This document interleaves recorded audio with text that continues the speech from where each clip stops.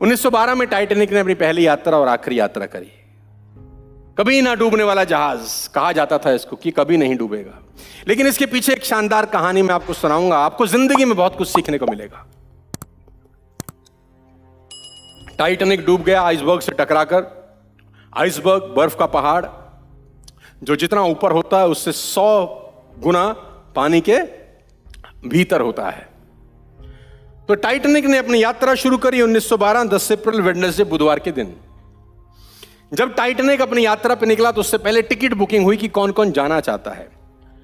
एक आदमी जिसका नाम क्लार्क था, स्कॉटिश फार्मर थे, किसान थे, तो इनको बड़ा चस्का था कि मैं टाइटैनिक पे जाऊं। 5 बच्चे, एक बीवी, सबकी टिकट बुक करी।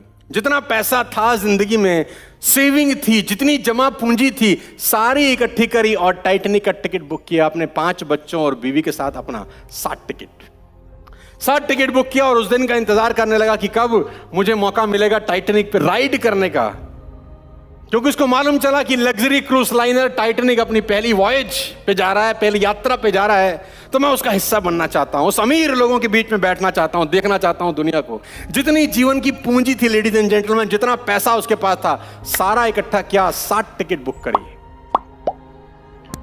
टाइटैनिक रवाना होने से 7 दिन पहले उन्हीं के पालतू कुत्ते ने उन 5 में से एक बच्चे को काट लिया। उन्हीं के पालतू कुत्ते में से ने एक बच्चे को काट लिया। बीवी ने कहा, स्कॉट, हम नहीं जा सकते, मैं इसको बीमार हालत में छोड़ के नहीं जाऊंगी, तो तुम ऐसा करो, बाकी के 4 बच्चों के साथ टाइटैनिक पे चले जाओ। मैं जा नहीं सकती, ये बीमार है, इसकी तबीयत ठीक नहीं है।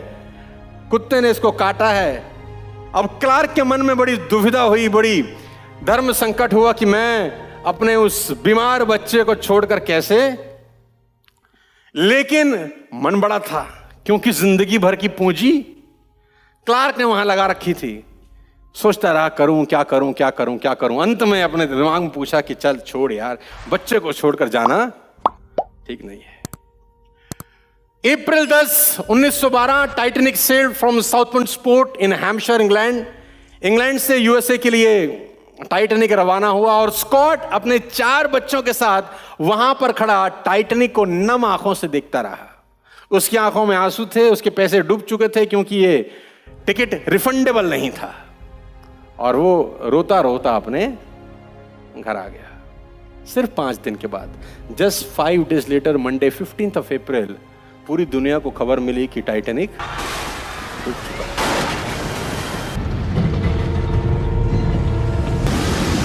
उसने अपने कुत्ते को इतना प्यार किया कि आप सोच भी नहीं सकते।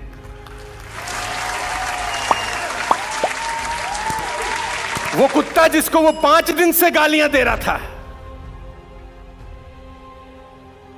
ईश्वर ने आपके लिए। एक ब्रिटिश पैसेंजर लाइनर थी। वो 15 अप्रैल 1912 को एक आइसबर्ग से टकराकर डूब गया। उसमें थे करीब 2224 पैसेंजर्स और उसमें से 1500 से भी ज्यादा लोग मारे गए। और वो उसी समय सबसे डेडलीस्ट सिंकिंग शिप बना दिया उसको। ये एक ऐसा जहाज था जो कि pinnacle of comfort and luxury माना जाता था। मतलब इसके अंदर जिम था, स्विमिंग पूल था, लाइब्रेरी था, रेस्टोरेंट्स था, केबिन्स था। सबसे मेन फैक्ट ये है कि लाइफ बोट का तो मतलब आप लोग जानते ही होंगे। लाइफ बोट मतलब एक ऐसी बोट जो कि इमरजेंसी में काम आती है। अगर ऐसा कुछ हुआ कि आप किसी शिप पे जर्नी कर रहे हो और वो शिप डूब गई, तो अभी के रेगुलेशंस के हिसाब से तो हर शिप में adequate amount of life boat होना चाहिए। इतना होना चाहिए कि एक भी पैसेंजर नहीं मरे। तो बात यह है कि टाइटैनिक जो है उसमें 48 लाइफ बोट रखने का कैपेसिटी था। 48 बड़े बड़े लाइफ बोट रखने की और वहां से ऊपर से डिस्पैच करने की पॉसिबिलिटी थी। बट अजीब बात यह है कि सिर्फ 20 लाइफ बोट टाइटैनिक ने कैरी किया। बट वो सारे पैसेंजर्स को कैरी नहीं कर सकता था। ये ऐसा इसलिए हुआ क्योंकि जब टाइटैनिक बना था तब इसको अनसिंकेबल शिप के नाम से जाना जाता था। ये ऐसा शिप माना जाता था जो कि कभी भी सिंक नहीं हो सकता। ऐसा माना जाता था कि ये अनसिंकेबल है।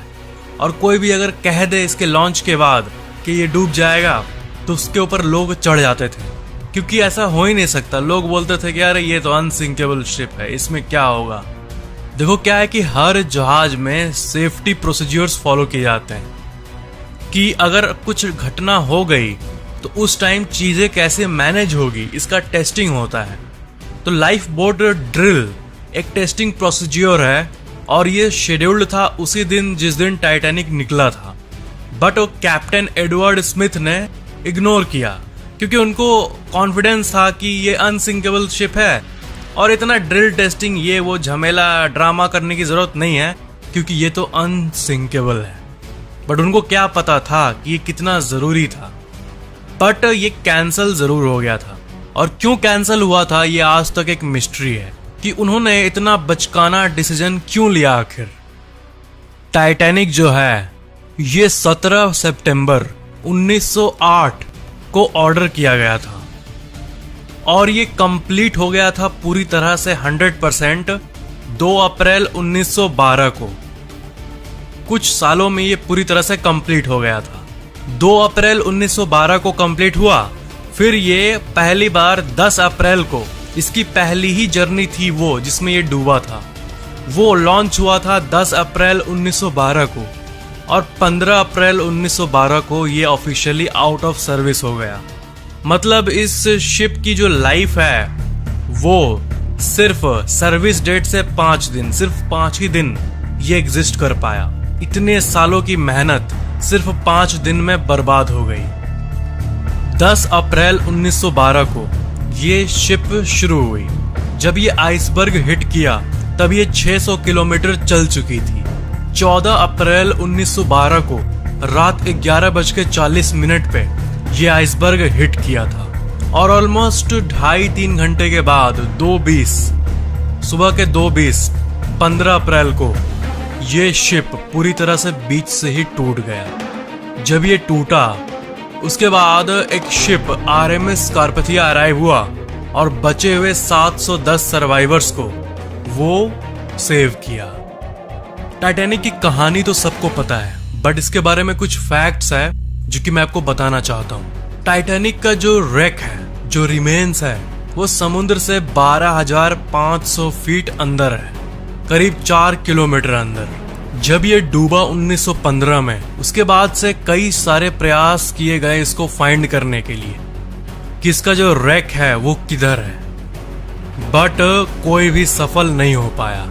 अंटिल 1 सितंबर 1985 1985 में, करीब 70 साल बाद इसके रेक को फाइंड किया गया। कई सारे ड्रोन्स भेजे गए इसके फिल्मिंग के लिए, इसके रेक के लिए।